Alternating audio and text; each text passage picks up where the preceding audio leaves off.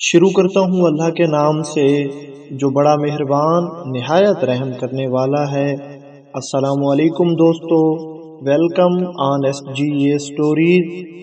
ناظرین گرامی، جس طرح آپ سب لوگ جانتے ہیں کہ شیطان انسان کا کھلا دشمن ہے، اللہ تعالیٰ نے مسلمانوں کو واضح طور پر کہا ہے کہ ابلیس مسلمانوں کا واضح طور پر دشمن ہے، خود کو اس سے بچا کر رکھنا۔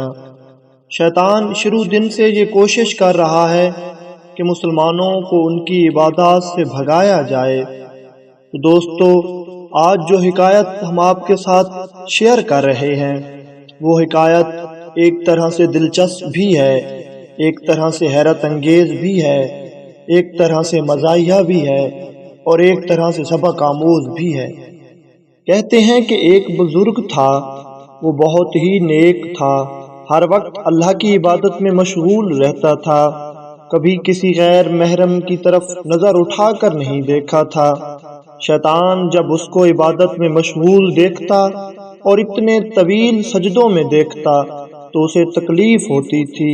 شیطان نے ایک دن سوچا کیوں نہ اس کی عبادت کو غارت کیا جائے۔ کسی طرح شیطان خوبصورت لڑکی کی شکل میں اس کے پاس آیا اور اس کو کہنے لگا، میں آپ پر فریفتہ ہوں، آپ کو اپنی جان دینا چاہتی ہوں، آپ پر دل سے فدا ہوں۔ خدا جانے اس اللہ والے کو کیا سوجھی۔ اللہ والے نے اس کی بات کی حامی بھر لی اور ہاں میں ہاں ملا دی۔ وہ بہت ہی نیک اور پاک بزرگ تھا، ان کی محبت پروان چڑھ گئی۔ کچھ دنوں بعد وہی ہوا جو آج کل کی محبت میں اکثر ہوتا ہے، اس اللہ والے اور شیطان نے ہم بستری کر لی۔ جیسے ہی اللہ والے نے شیطان کے ساتھ زنا کیا تو شیطان ناچنے لگ گیا، یہ دیکھ کر وہ اللہ والا بھی ناچنے لگ گیا۔ شیطان نے جب یہ دیکھا تو تھوڑا پریشان ہوا کہ اللہ والا کیوں ناچ رہا ہے۔ اللہ والے نے اس شیطان سے پوچھا جو ابھی تک اس لڑکی کی شکل میں تھا کہ تم کیوں ناچ رہی ہو؟ تو شیطان نے جواب دیا، میں شیطان ہوں اور میں تو اس لیے ناچ رہا ہوں کہ میں نے تمہاری ساری عبادت خراب کر دی، تم نے جتنی بھی عبادت کی اب وہ ساری ضائع ہو گئی۔ تو شیطان اللہ والے سے پوچھنے لگا، تم کیوں ناچ رہے ہو؟